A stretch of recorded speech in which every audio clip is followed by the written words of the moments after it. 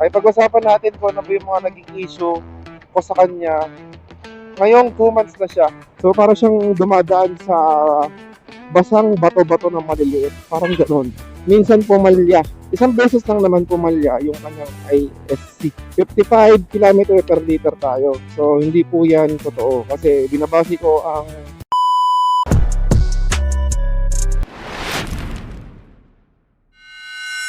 kami ano ng ano no. Kami tayo ng pusa. Aray ko. Alright. So punta kami ngayon ng Tagum. Dahil sobrang init. Whew. Sige, go. Okay na. Grabe init ba? Hey. So ayun oh, 3:28 ng hapon and sobrang tirik na tirik po yung araw. Sobrang init. At kami ay pupunta ng Tagum dito sa Davao del Norte para magbayad ng motorsiklo. Dahil due date niya na po bukas, April 7.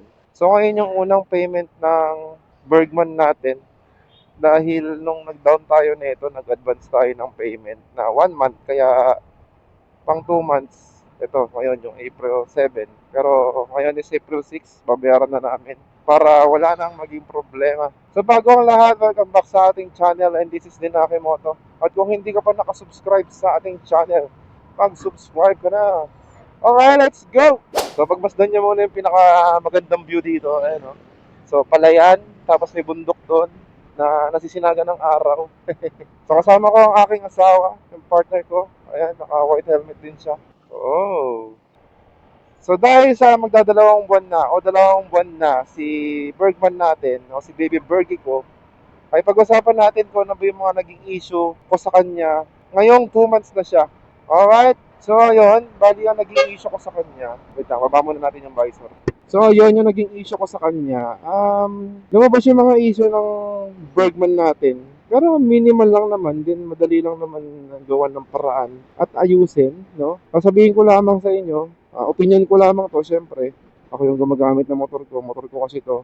Kaya alam ko yung mga pinagbago niya nung brand new compare sa 2 months na siya.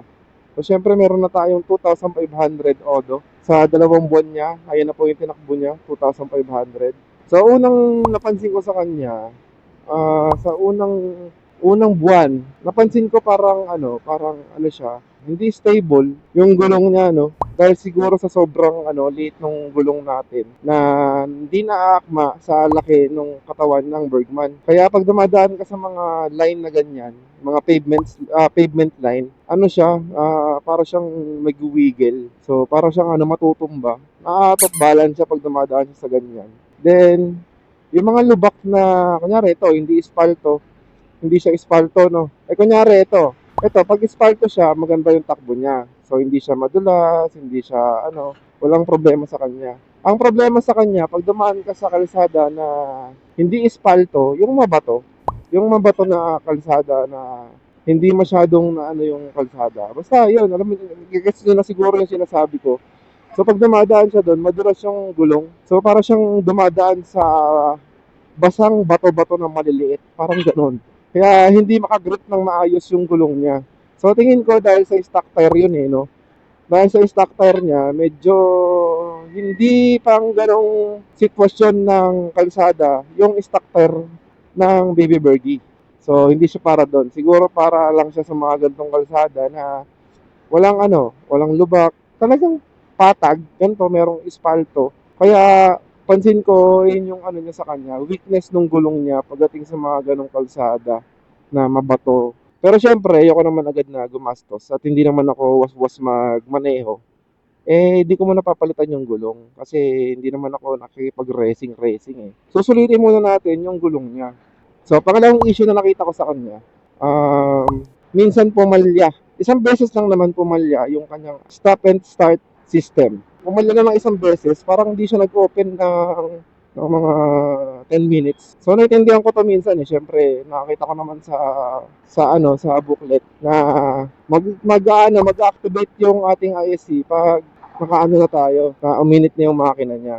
Pero nung time kasi na yon, uminit na yung makina, meron ng 3 bar yung engine temperature, hindi pa rin lumalabas yung ISC na logo. So, yun lang yung naging issue ko sa ganyan. So, no isang araw lang yun eh. Parang last week lang. So, yun, kinabahan niya ako, sabi ko, wala, at gano'n, hindi siya nag-open. Kahit i-on and off ko rito sa button, tapos galawin ko yung side stand, ayaw niya pa rin mag-activate. Kaya ang ginawa ko nun, pinatay ko na lang muna yung motor. Tapos pagka-on ko, ayun, sumindi na siya ulit. So, hindi ko alam ba't gano'n, no?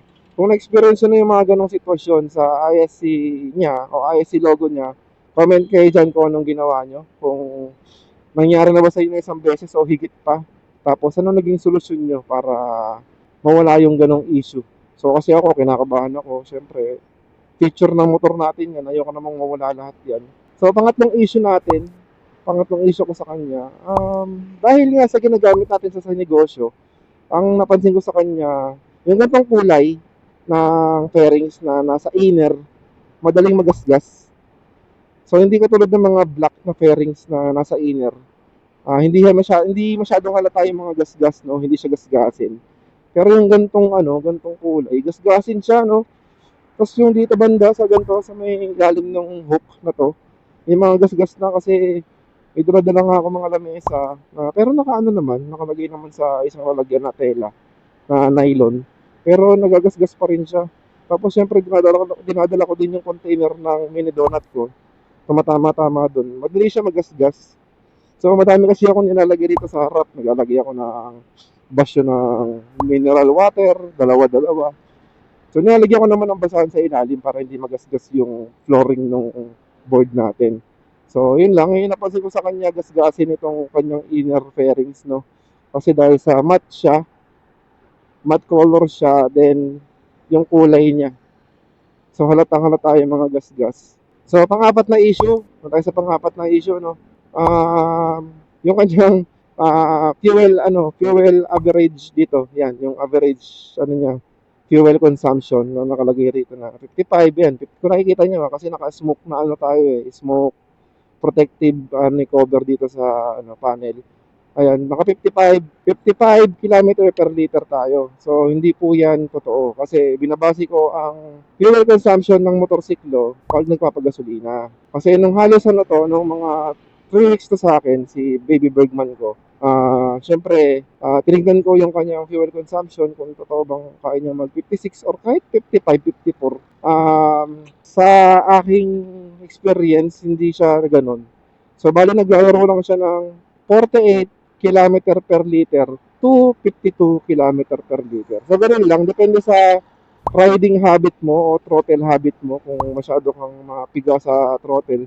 Saka kung lagi mo pinapalabas yung eco mode. Ako kasi, syempre minsan, yung kalsada rito maluwag. Kaya minsan nagsi-70 ako, 80, ganun. Pero ano lang naman, sa maikling, maikling patakbo lang naman. Siguro mga 10 seconds, ganun or 15 seconds na mabilis. So, hindi ko naman siya lagi ginagawa. Kaya siguro hindi ko naaabot yung 55 kilometer per liter or 56 na nakasaad dun sa kanyang features. Pero para sa akin, yung 48 to 52 kilometer per liter, sobrang tipid na po nun pagdating sa scooter type na 125cc.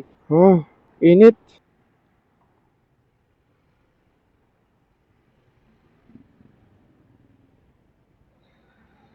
So dito kailangan natin maging mabait kasi dito masunurin yung mga motorista. Kahit na wala sila mga helmet, masunurin sila pagdating sa ganito, yung mga intersection, may mga stoplight, hindi sila lumalagpas sa line na yan, di ba? So sa Manila kasi, di ba, kahit saan ka magpunta, may mga motorista na makulit no? Matuklet ang mga ulo at mga kakote na lumalagpas diyan. Minsan umabot pa sila dun sa may yellow line ng intersection. So ayun, nandito na ulit tayo sa Tagum.